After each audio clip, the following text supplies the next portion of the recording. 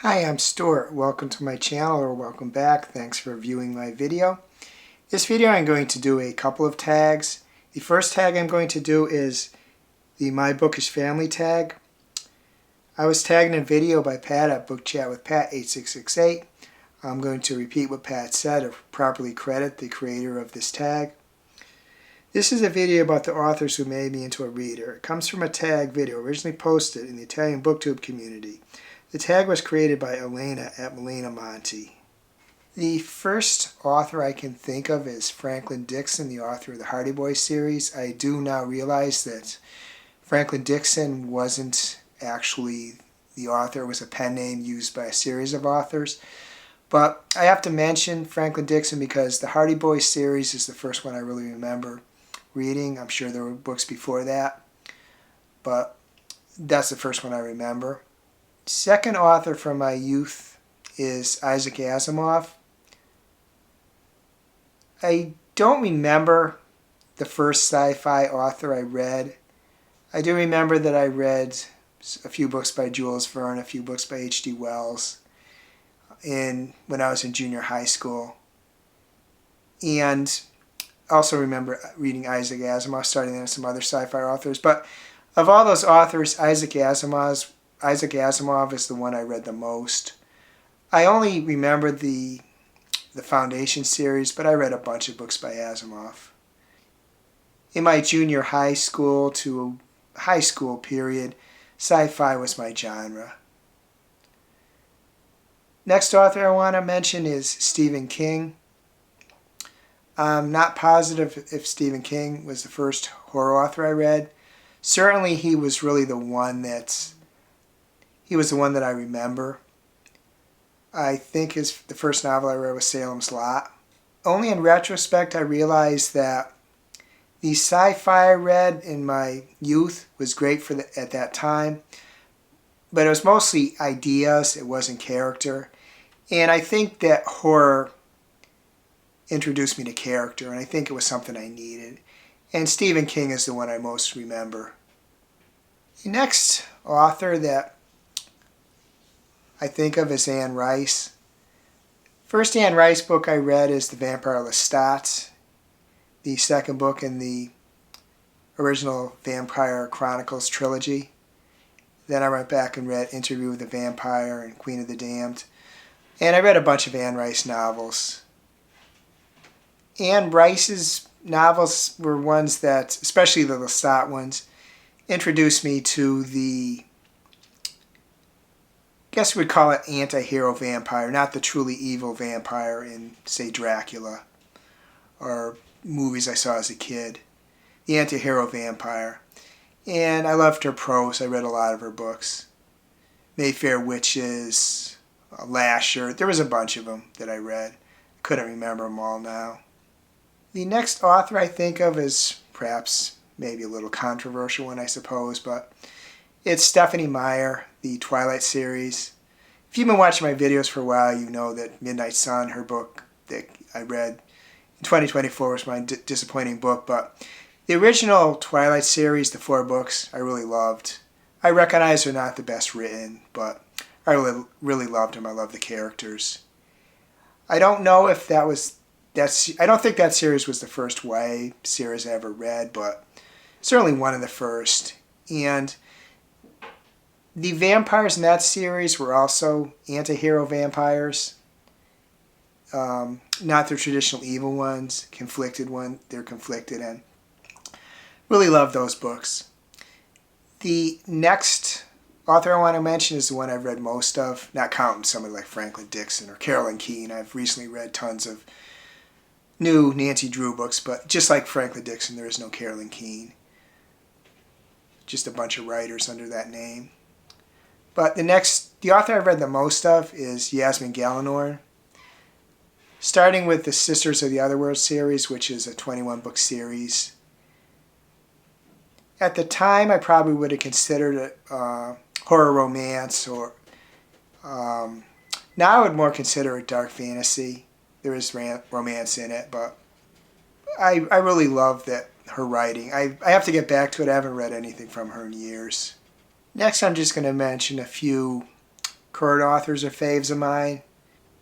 Perhaps it's premature to mention them because who knows what I'll think of them 5 or 10 years from now, but I read a fair amount of romances now, and although I've only read 2 of her books, Emily Henry is a real favorite of mine, and I'm certainly going to read a bunch more of her books. I can't imagine that books she's writes I'm not going to like. And 2 more authors I want to mention are the romantasy genre. I'm new to that, but the first is Sarah J. Maas. First read her in the Court of Thorns and Roses book, which I liked a lot. And then the second is the second in the ACOTAR series, Court of Mist and Fury, which I liked even better. And I can see myself reading a lot more books that she's written. Probably all the books she's written. It'll take me a while though. Second is Rebecca Yarros. First in Fourth Wing and then Iron Flame, which I'm partway through. Another romantasy writer, which I really like. Books are a little confusedly written, but I really like her characters and keeps me on the edge of the seat, her books. Another author that's a recent favorite of mine is Kaylin Bayron. I've read a couple of vastly different YA novels from her. The first is You're Not Supposed to Die Tonight, which was a great take on the summer camp slasher final girl tropes. And the second is This Poison Heart, which is a modern fairy tale retelling. Not quite sure which fairy tale, but another good YA novel. And I really like both of those books a lot. That's just a few authors from my youth to current reading that were, and some that are favorites of mine. I have recently revisited Stephen King. I read a recent short story series of his. The name escapes me at the moment, and I also read a book that he wrote about a memoir of the craft I really like. So I don't know if I was to reread, say, Asimov again, what I'd feel like. It's, as I said, I kind of want character in my stories now, and those stories had a lot of great ideas, but they were about the ideas, not the character. Would be interesting to reread, maybe, or read for the first time, because I don't remember how many I've read. Some of those original Hardy Boys series, and see some modern ones, because, as I said, I've read a lot of recent Nancy Drew stories, current stories. I'm sure there's similar ones for the Hardy Boys. Be interesting to see what I think. But that's just a few of the authors that have brought me to where I am now. And the second tag I'm going to do is the Reading Books About Reading Books tag. I was tagging a video by Pat at Book Chat with Pat. I'm going to repeat what Pat said to properly credit the creator of this tag. This is the Reading Books About Reading Books tag. It's an original tag created by Robert G. Reader of Books -R3P. This is a discussion about books which describes the joys, pleasures, and benefits of reading. There are 9 prompts in this tag. The first prompt is what you enjoy the most about reading. The thing I've always enjoyed most, is that it just takes me away. It engrosses me. Some serious stuff has to be going on in my life if a book won't transport me away from that. And that's the number one thing I like. It's not what I learn. I'm not trying to read great literature or anything. I'm just trying to read books that engross me and I can take away from my current life. The other thing I like, this asks for one, but I'm just going to give a second, is what I've always found is that reading fills time better than most things. Like, time passes slower when I'm reading in a good way. If I'm, say, watching a TV show or scrolling through my social media or something like that, the time goes really fast. But when I read a book, it slows down in a really good way. It really fills the time well for me. And the second prompt is, what's the greatest benefit you get from reading? It's really the same as I said in the answer to question 1. It's not really learning stuff. It's just, it totally engrosses me. It takes me away from my world and I go into another world. The third prompt is there any other activity which gives you satisfaction similar to reading? Yeah, a good movie can do so, an engrossing movie. Shorter term, because a movie, it would be a couple of hours maybe, and a book could be 10 hours, even a medium-length book for me. But it engrosses me to a good movie. And a good video game, too, can engross me. I guess a good TV show, a series, that would be perhaps similar to a book because it engrosses me with multiple episodes. Don't watch so much TV anymore. When I say TV, that's the old-fashioned me talking. I include streaming services, Netflix, Amazon Prime. I group those all together. There are good series there that can engross me too. So it's similar to the benefit I get from reading. The fourth prompt is, do you have a dedicated time each day or specific days of the week set aside for reading? I always try to read for the last hour or two before I go to bed. The time I read varies because sometimes other stuff push into it. I don't want them to, but they do, kind of scrolling on my phone and stuff like that, watching videos.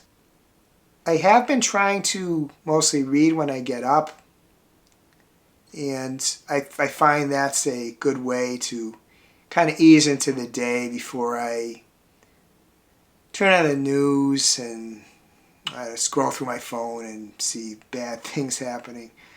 I like to ease into the day. I'm retired, so I can do that. It's a pleasant way to ease into my day. The fifth prompt is, do you have a dedicated amount of time each day for reading? Don't have a specific time, like I say.